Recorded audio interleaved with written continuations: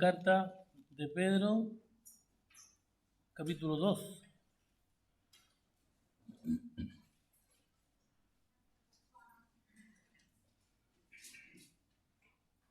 Dice así entonces, primera carta de Pedro, capítulo 2, versículo 11 en adelante. Vamos a leer todo el trozo para toda la sección para poder tener una mejor comprensión, ¿cierto?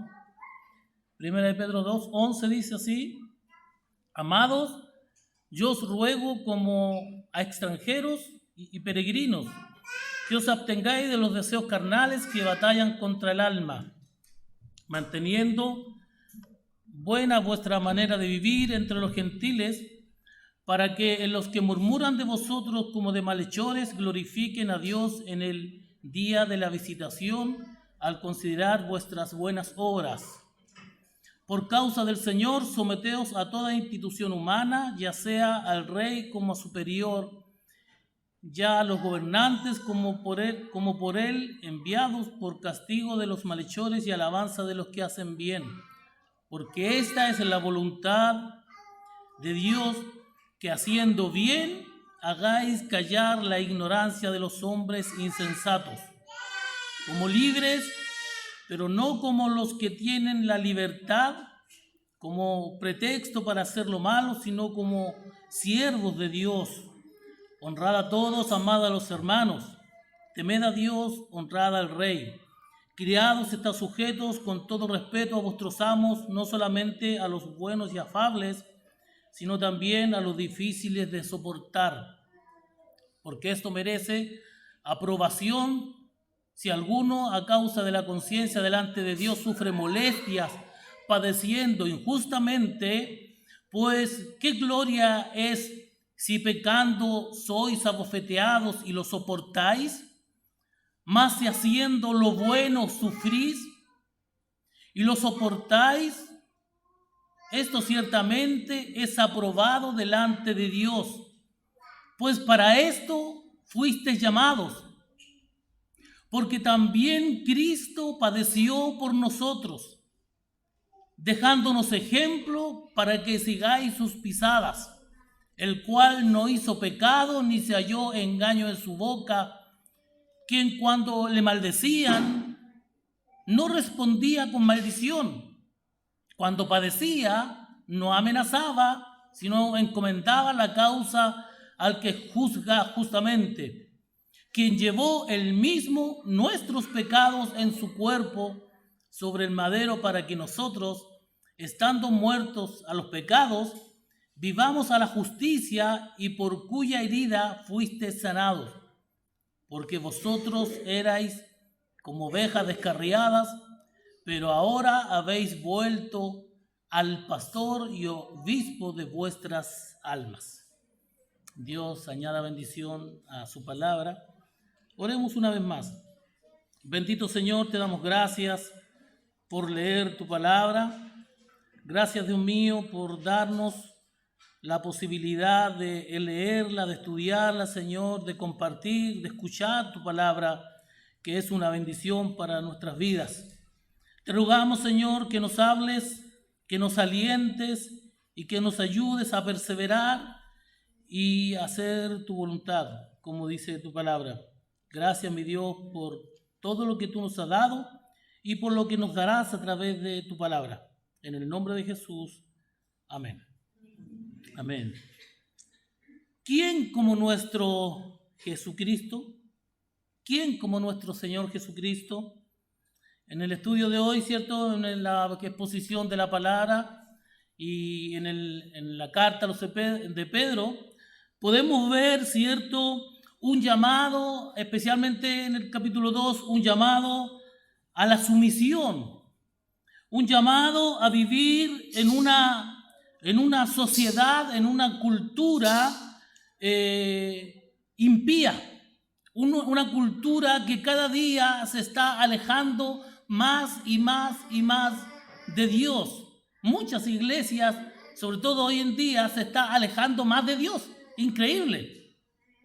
Y el Pedro nos está instando a vivir en esta sociedad, ¿cierto?, impía, ¿cierto? Y en el capítulo 2, y especialmente al final, Pedro está hablando de Cristo a desarrollar los elementos que conducirán nuestra vida cristiana, puesto que Cristo es nuestro modelo a seguir y debemos tener a Jesucristo como nuestro modelo a seguir.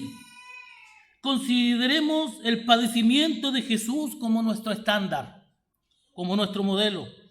En este mensaje de hoy, ¿cierto? Quisiera que consideremos al Señor Jesús, ¿cierto? Tal como Pedro lo hace, no solo como nuestro modelo, como dice la palabra, como nuestro estándar, sino también como nuestro sustituto y finalmente como nuestro pastor, como dice en el versículo 25.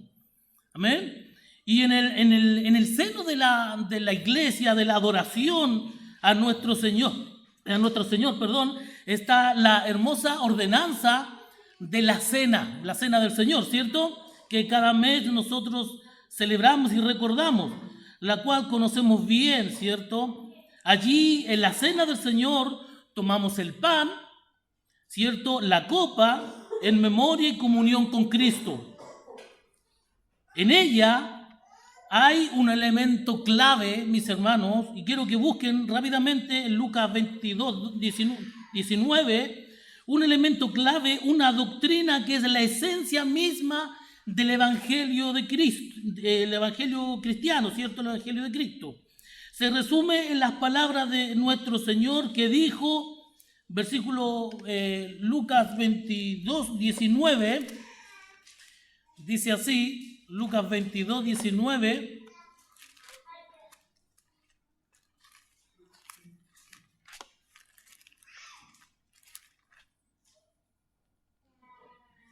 Dice, y tomó el pan y dio gracias y lo partió y les dio, diciendo, fíjese lo que dice ahora nuestro Señor, esto es mi cuerpo, obviamente es una figura, ¿cierto? Esto es mi cuerpo que por vosotros es dado.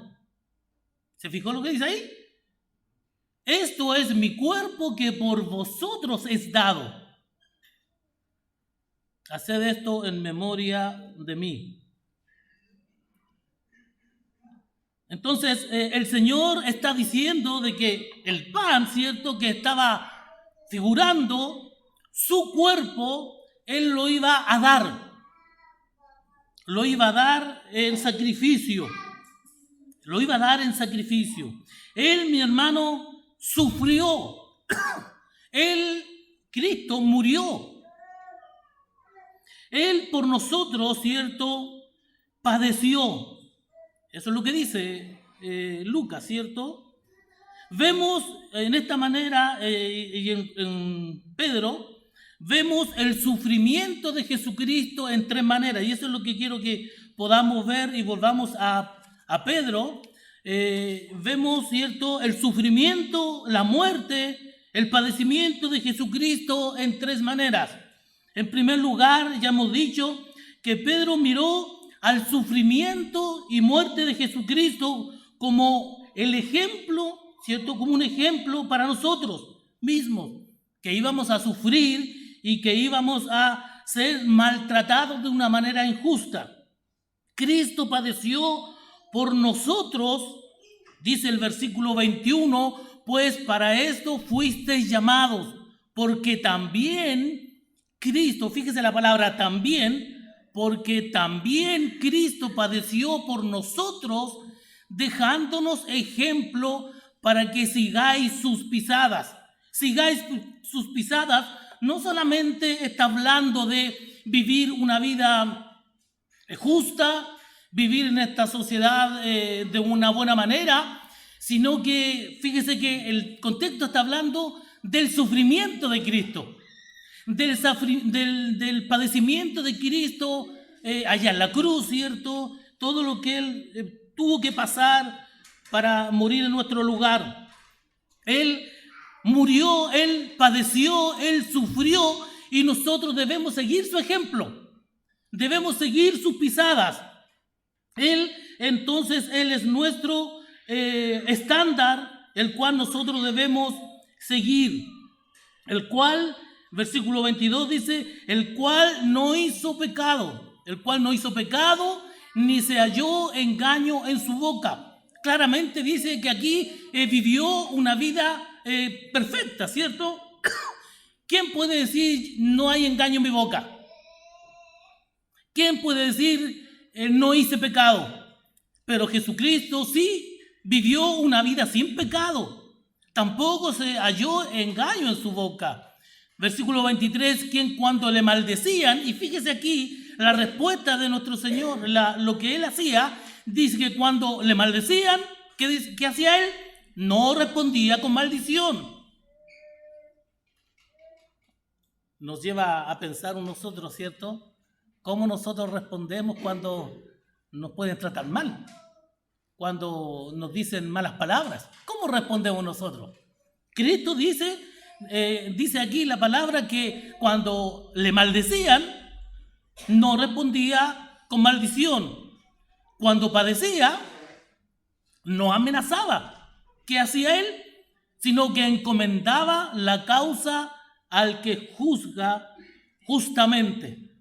Y eso, mi hermano, es lo que debemos hacer nosotros. En algún momento vamos a sufrir, pero ¿qué debemos hacer nosotros?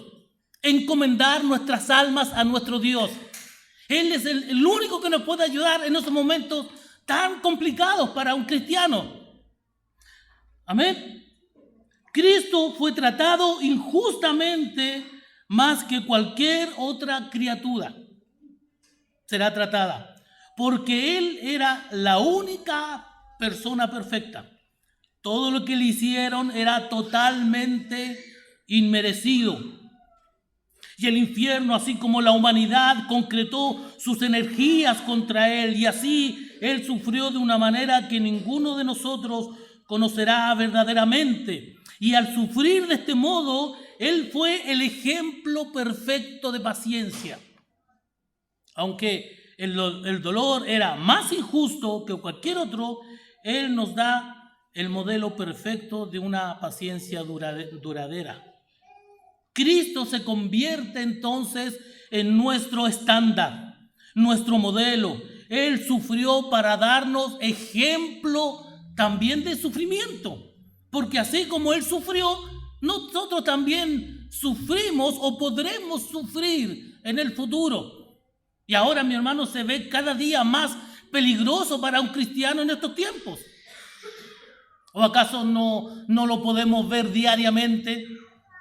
Como en otros países, acá no todavía, pero en otros países ya el estar predicando en una plaza, ya gente le está maltratando a los cristianos, a los pastores. Como si usted trata a un niño de niño y ella dice que es niña y usted es perseguido por eso. Mis hermanos, cada día se está poniendo más difíciles. Cada día más difícil. Y podremos sufrir. Y de hecho vamos a sufrir, y a lo mejor nuestros hijos van a sufrir. Pero mi hermano, si sufrimos es porque a Cristo sufrió primero. Y nosotros también pasaremos por eso. Cristo es el ejemplo para que sigamos sus pisadas de sufrimiento, de paciencia, mi hermano, y nosotros también pasaremos por eso. Así que, mi hermano, no se desaliente. Si en algún momento llega esos momentos difíciles, mi hermano, la palabra dice que usted se encomiende a Dios, porque Él le dará las fuerzas para soportar eso. Amén. Y si algún día tenemos que partir de este mundo, créame que el Señor nos llevará a su misma presencia. Así que no tenga temor, Dios está con nosotros. Amén. Dios está con nosotros. Versículo 24 dice, quien llevó él mismo nuestros pecados en su cuerpo sobre el madero. Él, en segundo lugar, Él padeció como nuestro sustituto. El versículo 24 dice eso. Quien llevó él mismo nuestros pecados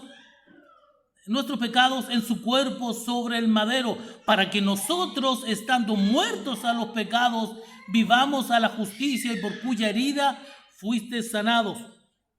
Este es un gran gran texto que debe ser subrayado en nuestra Biblia. Él mismo llevó nuestros pecados en su cuerpo sobre el madero. Ese gran verso habla de Cristo como nuestro sustituto. Se habla de Cristo como el que tomó nuestro lugar. Por cierto, debemos darnos cuenta de que Pedro desarrolla esta sección del capítulo 2 pensando en Isaías 53. Y aquí él alude a Isaías 53, versículos 4, 5 y 11, porque en esos versículos Isaías escribe sobre la muerte sustituta de Cristo. Y aquí está, mis hermanos, la esencia del Evangelio. Amén. La esencia del Evangelio, la muerte sustituta de Jesucristo. La gran doctrina de la expiación, que Cristo es nuestro sustituto en la muerte, es fundamental para nuestra fe. Si usted no cree que Cristo murió en nuestro lugar, en su lugar, entonces tenemos un gran problema. De hecho, se podría decir con seguridad, ¿cierto? Con todos los demás elementos de la salvación, simplemente acompañan a esta gran verdad central. Un hombre llamado Leon Morris, que ya está en la presencia del Señor, que haría bien en leer algo, ¿cierto?, de estos escritos. Él escribe: la redención es sustituta. La redención es sustituta porque significa que Cristo pagó ese precio por nosotros. No podríamos, lo que nosotros no podríamos pagar, lo pagó en nuestro lugar y somos libres. La justificación interpreta nuestra salvación judicialmente. Y como el Nuevo Testamento la ve, Cristo asumió nuestra responsabilidad legal, ocupó nuestro lugar. La reconciliación significa lograr que las personas se unan removiendo el origen de la hostilidad. En este caso, la causa es el pecado. La causa es el pecado. Y Cristo lo quitó por nosotros. No podríamos luchar con el pecado, dice Morris. Él podía y lo hizo. Y lo hizo de tal manera que se computa a favor nuestro. La propiciación nos indica la eliminación de la ira divina. Y que Cristo ha hecho esto soportando la ira por nosotros. ¿Se da cuenta, mi hermano, lo que hizo Cristo por nosotros? Él nos expió de la muerte, ¿cierto?, del pecado. Él nos redimió y pagó el precio por nosotros. Él nos justificó. Él nos reconcilió. Él propició en nuestro lugar para quitar la ira sobre nosotros. Nuestro pecado hizo que descendiera. El pecado hizo que Él descendiera. Cristo, Él sufrió. Había un precio que pagar. Él lo pagó. Había una victoria que ganar. Él la ganó. Había un castigo que soportar. Él lo soportó. Había una sentencia que enfrentar. Él la enfrentó. Lo que Leon Morris dice, ya sea si estamos hablando de la redención, justificación, reconciliación, la eliminación del pecado, la transgresión, la propiciación, es que todos esos son demostrados en un sentido de la gran verdad de la sustitución. Que Cristo tomó nuestro lugar en la cruz del Calvario. Así que el apóstol Pablo ve a Cristo como nuestro sustituto. En 2 Corintios 5:21 dice lo que Pablo dice aquí. Lo que Pedro dice aquí, al que no conoció pecado, por nosotros lo hizo pecado, para que nosotros fuésemos hechos justicia de Dios en él. Y aquí se hace eco de las palabras de Pedro, ¿cierto? Pedro dice que es la sustitución. Pablo dice que la sustitución es la esencia del evangelio cristiano. Pablo también dice en Gálatas 3:13 que Jesús fue hecho maldición, como decía el hermano Daniel, ¿cierto? Y estas dos palabras por nosotros, para decirlo de la manera más simple posible, si Cristo no es mi sustituto, entonces sigo ocupando el lugar de un pecador condenado. Si Cristo, lo voy a repetir, si Cristo no es mi sustituto en la muerte, entonces sigo ocupando el lugar de un pecador condenado. Si mis pecados y mi culpabilidad no son transferidos a Cristo, a Él, y Él no lo recibe, entonces se quedan conmigo. ¿Se da cuenta? Mis pecados y mi culpabilidad aún estarían en nosotros si no fuera por Cristo. Si Él no se ocupó de mis pecados, entonces tengo que hacerlo yo. Si Él no cargó mi condena, entonces debo soportarla yo. Si Él no pagó, si Él no fue condenado en mi lugar, mi hermano, tendríamos que nosotros, en el juicio de Dios, ser condenados. Porque tendríamos y viviríamos ahora en una vida bajo condenación, bajo la ira de Dios. Pero gloria al Señor, porque Cristo murió en la cruz por ti y por mí. ¿No le da gloria al Señor? Porque Él fue nuestro sustituto.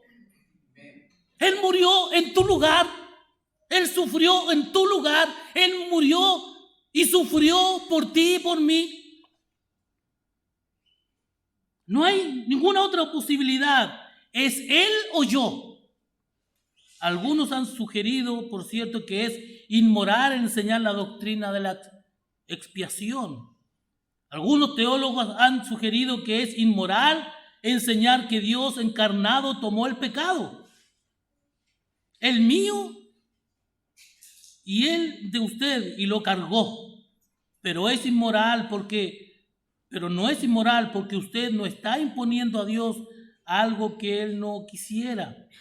Usted no está manchando su santidad para nada. La verdad es que en el proceso de la salvación, Dios el Padre no está transfiriendo el pecado de un hombre culpable a un hombre inocente. No, Cristo mismo, Él voluntariamente está cargando el pecado en Él mismo, ya que Jesús era Dios encarnado.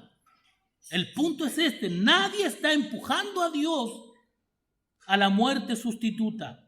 Dios lo asume Él mismo. No es inmoral. Él quiere que el pecado sea castigado y quiere ser la víctima que lleva tu pecado, tu culpabilidad, mi culpabilidad. Él pagó por mi pecado. Amén. O yo lo debo pagar en el infierno para siempre. ¿Se da cuenta la importancia? Ahora, ¿qué dice el texto? Comienza con estas palabras: quien llevó él mismo nuestros pecados. Él llevó él mismo nuestros pecados. Lo hizo solo. El pronombre personal enfático indica que lo hizo solo y también indica que lo hizo voluntariamente. Voluntariamente, y no solamente Dios tomó nuestros pecados, Él vino al mundo para quitar el pecado de su pueblo, como dijo Juan, del Cordero de Dios que quita el pecado del mundo, en Juan 1:29. Pedro simplemente afirma que Jesús voluntariamente tomó sobre sí el pecado, Él mismo, sin influencias externas, acarrió nuestros pecados. Esa es la clave, mis hermanos. Él voluntariamente llevó nuestros pecados, tu pecado, mi pecado. Algunas personas piensan que Jesús murió como un mártir solamente. Ellos piensan que Jesús es un gran ejemplo de alguien que murió por una buena causa. La mentalidad de Jesucristo superstar. que Jesús fue un mártir que vivió por una buena causa y que murió por una buena causa. Es un gran ejemplo de cómo entregarse a una causa por la que usted está dispuesto a morir como un mártir. Sin duda, un mártir puede ser un ejemplo de sufrimiento, pero no puede ser un sustituto.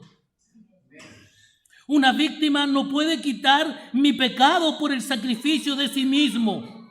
Usted puede dar su vida por un hijo, pero su vida entregada por su hijo no puede quitar el pecado de su hijo. Usted no puede ser sustituto de su hijo. Aunque se entregue, aunque muera por su hijo. Si su hijo está en pecado, morirá por sus pecados si no se arrepiente de todos ellos.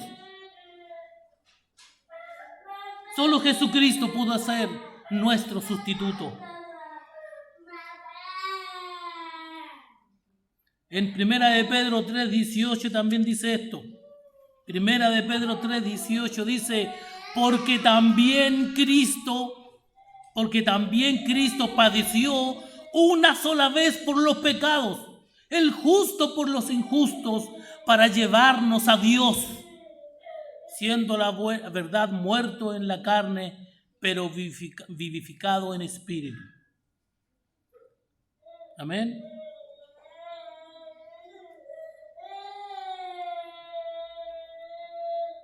En el cual también fue y predicó a los espíritus. Bueno, ahí está, ahí nomás entonces. ¿Cierto? Ahí significa llevar una pesada, una gran carga. Y es exactamente lo que el pecado era. Un gran peso que Jesús cargó por nosotros. De hecho, si usted quiere saber cuán pesada la carga es, leamos Romanos 8:22. Dice que toda la creación gime bajo el peso del pecado. Dice que la creación gime. ¿Por qué la creación gime para ser redimida? Como nosotros vamos a ser redimidos. Porque el pecado está no solamente en nosotros, sino también fue afectada a la creación misma. Y la creación tiene que ser redimida también.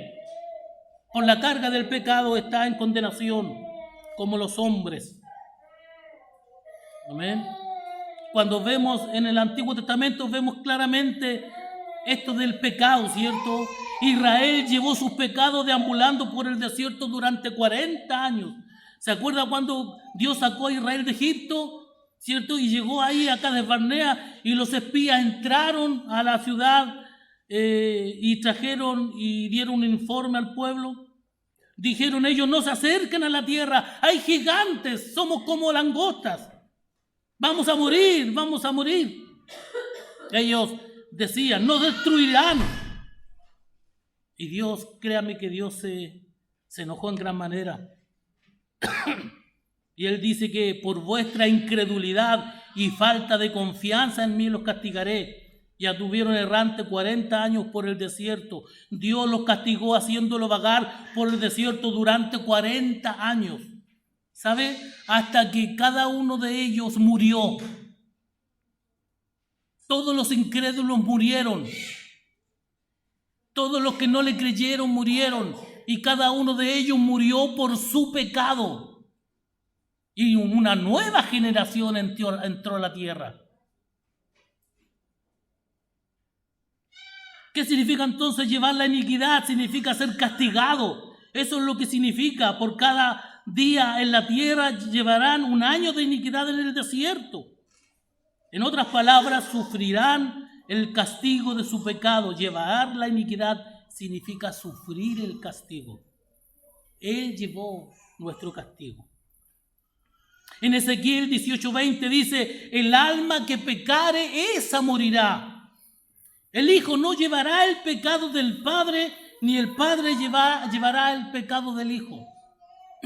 El que está en pecado, ese morirá. Ese es el castigo, ese es el pago. Ningún hijo será castigado por el pecado de su padre, ni el padre será castigado por el hijo. Soportar la iniquidad significa ser castigado. En ese caso, el alma que pecare, esa morirá. Así que llevar el pecado significa soportar el castigo del mismo. Y esa es la distinción bíblica muy importante. de hacer a fin de comprender claramente lo que hizo Jesús en la cruz por ti. Él llevó tu pecado. Él fue tu sustituto. Él fue mi sustituto. Y Cristo murió en tu lugar para llevar tus pecados y mis pecados. Eso significa, Él llevó nuestros pecados en la cruz. ¿Qué significa? ¿Que Él se convirtió en un pecador? Por supuesto que no. Él fue nuestro sustituto. Cuando Él dice que Él llevó nuestros pecados, significa que Él cargó el castigo.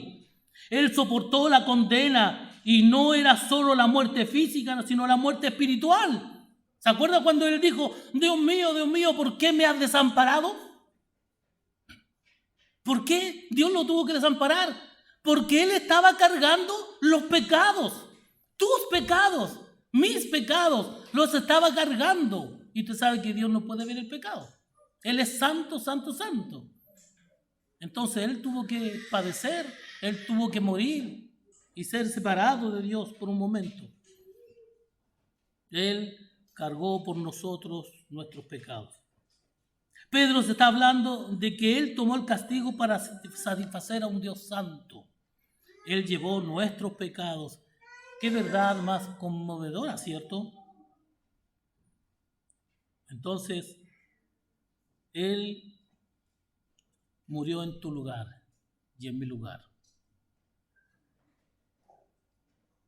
¿Pensamos un momento en eso? Él murió en mi lugar. Todos tus pecados, Él los cargó en la cruz. Todos. ¿No le das gracias al Señor porque ahora tienes vida eterna? Porque Él la ganó. Porque Él estuvo dispuesto a morir en esa vergonzosa cruz. Él se hizo pecado por nosotros. Él fue dispuesto a ser maldito por ti. Él estuvo dispuesto a ser crucificado ahí en el madero por ti. Él estuvo dispuesto a ser tu sustituto. Mi hermano, tú tenías que haber muerto ahí. Tú tenías que ser condenado ahí. Y ahora la verdad absoluta es que ya no hay condenación en ti. Ahora tú estás justificado porque has puesto la fe en Jesucristo, quien tomó tu lugar en la cruz del Calvario. ¿No le das gracias al Señor que Él fue tu sustituto? Y por último, Pedro dice que es no solo nuestro ejemplo y sustituto, Él es nuestro pastor. El versículo 25 dice eso, dice, porque vosotros erais como ovejas descarriadas, pero ahora habéis vuelto al pastor y obispo de vuestras almas. Si el Señor no hubiera provisto un sacrificio, nunca podría habernos traído a su redil. Si Él no hubiera sido sacrificado en tu lugar, no estaríamos aquí. No estaríamos en condenación, estaríamos en el mundo, lejos de Dios, extraviados. ¿Qué sería? ¿Se ha puesto a pensar qué sería de usted si no fuera un hijo del Señor? ¿Dónde estaría ahora? ¿Qué estaría haciendo? Yo me he puesto a pensar y a lo mejor quizás qué estaría haciendo por ahí, viviendo una vida desordenada, una vida sin Cristo, una vida lejos de Dios. Pero gracias al Señor que Él me rescató, que Él me vio como un pecador, Él murió en mi lugar y Él me atrajo a su redil y ahora soy parte de su rebaño. Ahora puedes, mis hermanos, tener la confianza de que hay un pastor, el pastor de los pastores, que está ahí para estar contigo, para cuidarte, para fortalecerte, para darte ánimo. Él sabe que tú vas a sufrir y sabe que vas a pasar por momentos difíciles, porque eso dice la palabra, que pasaremos por momentos complicados, pero Él sabe eso y Él cuida a sus ovejas y Él está a nuestro cuidado y Él murió por nosotros. Pedro sigue pensando en Isaías 53, porque él dice, pero ahora habéis vuelto al pecado. Nos dice ahí en el versículo 24, vivamos a la justicia y por cuya herida fuiste sanados. Él es nuestro pastor. Él es nuestro pastor. Todos nos descarriamos como ovejas. Cada cual se apartó por su camino, mas Jehová cargó en él el pecado de todos nosotros, dice Isaías 53:6. Que significa, Él llevó el castigo por todo. Y debido a eso, usted ha vuelto al pastor y guardián de su alma. Él tuvo que soportar el pecado para ser su pastor. Usted y yo somos como ovejas que se han extraviado, dice, al igual que Isaías, que somos como ovejas descarriadas. Y Él tuvo que ir en busca de nosotros. Hermanos, no fuimos nosotros los que llegamos al redil. Cristo nos trajo. Él nos atrajo a su redil con lazos de amor, dice la Biblia. Él nos atrajo así. Él nos atrajo así. Cuando dice que erais como ovejas descarriadas, está hablando acerca de su estado no salvo en el pasado. Pero ahora, debido a la provisión de Dios en Cristo, habéis vuelto. Eso es lo que significa, se refiere a la fe arrepentida. Eso fue el hijo pródigo que regresó a su padre. Usted no se ha vuelto a un sistema, a una teología, a una religión solamente, sino a una persona, a su pastor. Usted se ha vuelto hacia el pastor y guardián de su alma. ¿Quién es el pastor y guardián de su alma? Jesucristo el Señor.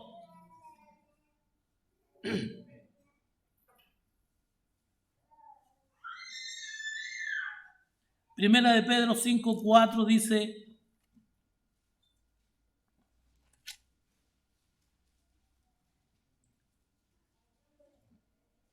leamos del 2 en adelante, apacentad la grey de Dios que está entre vosotros. Está hablando pastor, ¿cierto? Cuidando de ella. No por fuerza, sino voluntariamente. No por ganancias deshonestas, sino con ánimo pronto. No como teniendo señorío sobre los que están a vuestro cuidado, sino siendo ejemplos de la grey. Y cuando aparezca el príncipe de los pastores, vosotros recibiréis la corona incorruptible de gloria. La corona incorruptible de gloria. Llama a Cristo el príncipe de los pastores. Eso es maravilloso. Él lo llama aquí el príncipe de los pastores. Por cierto, eso es algo muy importante, porque en el Antiguo Testamento, ¿quién era el verdadero pastor en el Antiguo Testamento? Dios el Padre. Jehová es mi pastor. Nada me faltará. Ahora Él, Jesucristo, es el príncipe de los pastores, es el gran pastor. Yo soy el buen pastor, dice Jesucristo. Él es el pastor ahora. Jesús es Dios, por supuesto. Esta es una afirmación de su deidad. El término pastor es su título, su función es ser su cuidador, su guía. Él es el pastor que cuida y supervisa, dirige, examina y además da su vida por las ovejas. En Juan 10 dice Jesús: yo soy el buen pastor. El buen pastor su vida da por las ovejas. Jesús puso en riesgo su vida por nosotros para llevarnos a sí mismo. Es Jesús que sufre. Él sufrió para ser nuestro estándar. Él sufrió para ser nuestro sustituto. Él sufrió para ser nuestro pastor, para juntarnos con Él. Así que miren a Cristo y miren a aquel que es el estándar, aquel que es el modelo. Usted preguntará, ¿por qué no se detuvo ahí? No podía. Una vez que uno ha reconocido el sufrimiento de Jesús, usted no puede decir que sufrió solo como un ejemplo. Hay que decir entonces que Él sufrió como portador del pecado y que sufrió como un pastor que junta a sus ovejas. Cristo cargó en su pecado, en su cuerpo, tu pecado en la cruz del Calvario. ¿Qué vas a hacer? ¿Qué vas a hacer? Tú que aún estás en tus pecados, tú que aún no tienes a Cristo como el sustituto, como el Señor, como el Salvador de tu vida, ¿qué vas a hacer? ¿Vas a seguir escuchando palabra de Dios sin hacer nada? ¿Qué vas a hacer? ¿Por qué no tomas la decisión de arrepentirte de tus pecados y dejar que Cristo te perdone y que cargue en ti, en Él, tus pecados? Arrepiéntete de tus pecados y deja que Él sea tu sustituto. ¿Qué vas a hacer entonces? ¿Qué vas a quedar tan insensible de quedarte tal cual como llegaste? Sabiendo que Jesús entregó su vida para darte vida.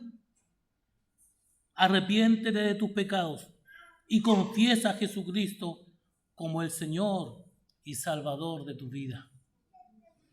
Él, Jesucristo, es nuestro ejemplo de sufrimiento, de paciencia, de entrega, de muerte, de sacrificio. Él es nuestro sustituto. Él murió en mi lugar, Él murió en tu lugar, Él murió para darte perdón, para que fueras justificado, para redimirte, para sustituirte en tu condenación. Él fue condenado por ti, Él murió por ti, Él murió por ti. Él fue condenado. Él murió como el pastor da su vida por las ovejas. Cierra tus ojos un momento y vamos a orar